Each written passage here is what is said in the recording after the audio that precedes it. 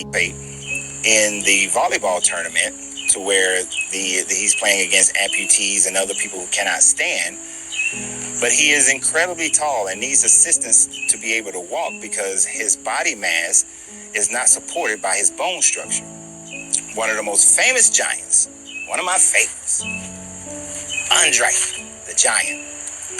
Andre, being over 8 feet tall, as we saw by the time he got to WrestleMania 3, he didn't come out on that cart because it was some royal pageantry. He came out on that cart because his body has grown so big that his body could not truly support, his bone structure couldn't truly support the weight to which he was carrying. And this happens with almost everybody who has aglamelia or gigantism. And as people have moved through the centuries, and we've seen that this situation, although rare, does occur regularly enough around the world that there are people that were deemed to be from the sons of giants or had giants in their family. But the truth of the matter, it was a medical situation to which they had the stories had absolutely nothing to do with it.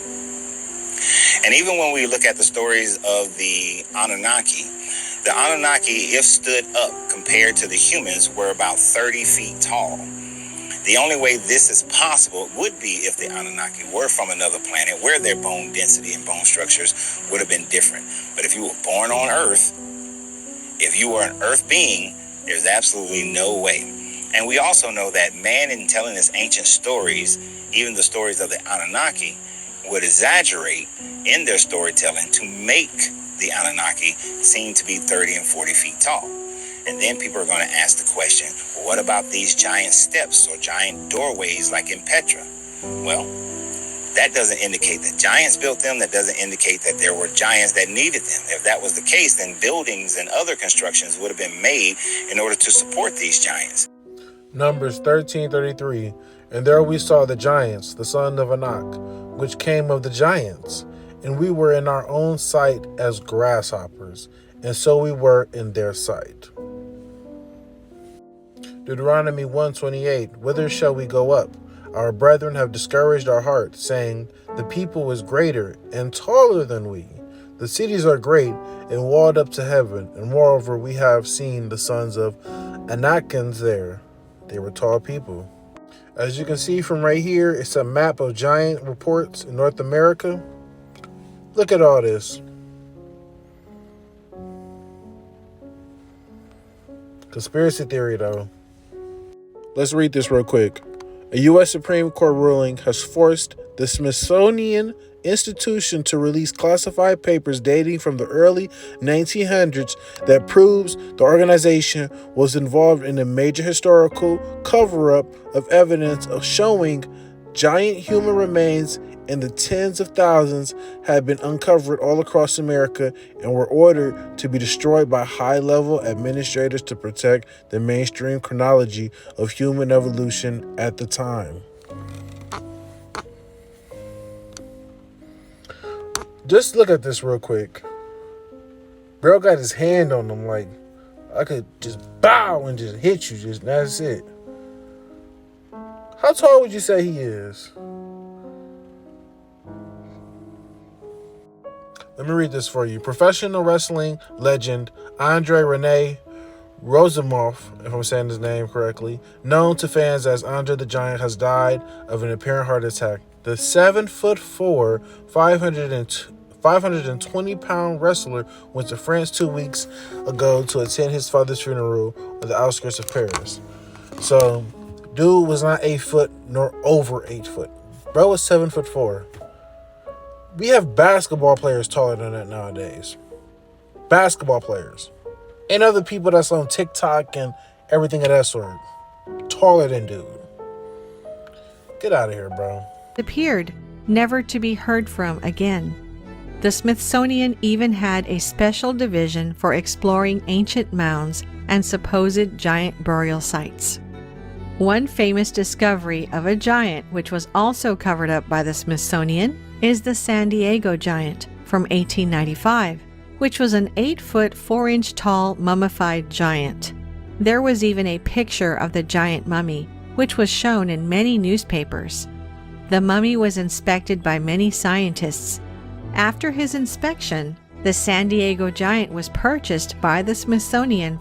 13 years later, in 1908, when the mummy was being exhibited, the Smithsonian ran some tests and suddenly dismissed it as a hoax, saying it was made from gelatin. The fact that it took that long, and after spending so much money to acquire it, plus the fact that it was carefully inspected by experts 13 years earlier, does suggest there may be more to this story than meets the eye. Is it just a coincidence that absolutely every culture and religion tells stories of ancient giants who roamed the earth? The Sumerian civilization, which was said to have begun in approximately 6000 BC, tells of a race of giants which ruled over the Sumerians, and there are many depictions of them.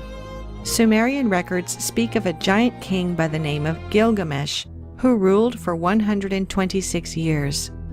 He is generally seen by scholars as an actual historical figure, since inscriptions have been found which confirm the existence of other figures associated with him.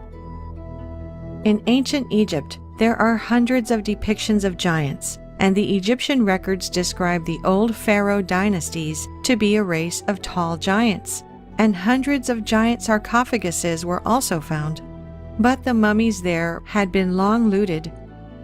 This unusual story, with a headline, "Prehistoric Egyptian Giants," was reported in multiple newspapers and reads, in 1881, when Professor Timmerman was engaged in exploring the ruins of an ancient temple of Isis on the banks of the Nile, 16 miles below Najar Jafard, he opened a row of tombs in which some prehistoric race of giants had been buried. The smallest skeleton out of some 60-odd, which were examined during the time Timmerman was excavating at Najar Jafard, measured 7 feet and 8 inches in length, and the largest 11 feet 1 inch. Memorial tablets were discovered in great numbers, but there was no record that even hinted that they were in the memory of men of extraordinary size. It is believed that the tombs date back to the year 1043 BC. According to the German newspaper Bild, an entrepreneur named Gregor Spory took a number of photos of a mummified giant finger in 1988. The owner of the finger was a retired grave robber who found the finger in an undisclosed tomb. The finger is nearly 14 inches long, and if it is genuine, it belonged to someone estimated to have been between 15 and 16 feet tall. The owner of the finger had a certificate to say that the finger was authentic, together with an X-ray image. Later, when Spory returned to Egypt to purchase the finger, the owner had disappeared, leaving us only with the photographs of this discovery.